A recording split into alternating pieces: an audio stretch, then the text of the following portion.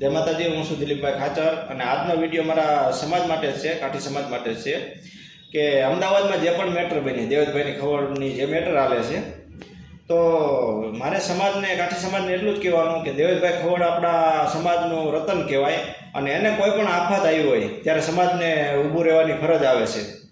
કેમ કે 1 મહિના પહેલાં જ જે દેવેદભાઈ ખવડ રહ્યા એને આપણા સમાજ માટે, શિક્ષણ સમિતિ માટે 51 લાખ રૂપિયાની સહાય કરી હતી. 51 લાખ રૂપિયા સમાજ માટે એને ફાળવ્યા હતા.